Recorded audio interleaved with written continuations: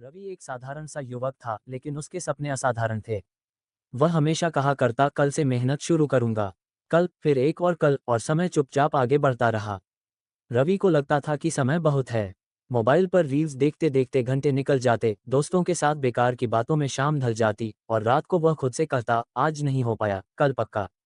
उसके पिता अक्सर समझाते, बेटा, समय को हल्के में मत लो। समय को मत काटो, क्योंकि समय तुम्हें काट रहा है। रवि मुस्कुरा देता, उसे ये बातें पुरानी लगती। एक दिन रवि के कॉलेज के दोस्त अजय ने फोन किया। रवि, मुझे नौकरी मिल गई। याद है, हम दोनों ने साथ तैयारी शुरू की थी। रवि चुप रह गया। उसने भी तो वही किताबें खरीदी थी, वही लक्ष्य था। फर्क सिर्फ इतना था कि अजय ने समय का सम्मान किया और रवि ने समय को टाल दिया। उस रात रवि को नींद नहीं आई।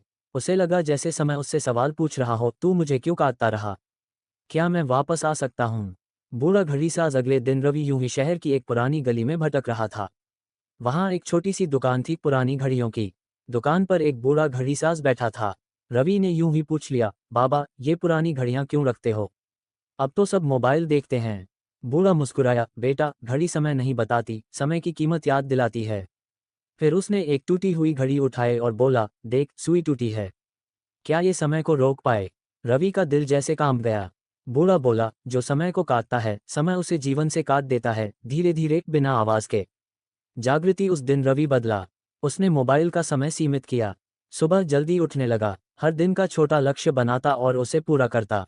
शुरुआत कठिन थी, मन बार बार भागता, लेकिन अब रवि जान गया था, अनुशासन ही समय का सम्मान है। 6 महीने बीते। रवि का आत्मविश्वास लौटा। एक साल बाद वही रवि, जो कल पर जीता था, आज में जीने लगा।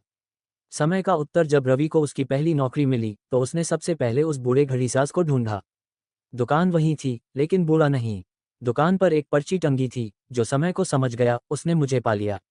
रवि की आंखें नम हो गईं।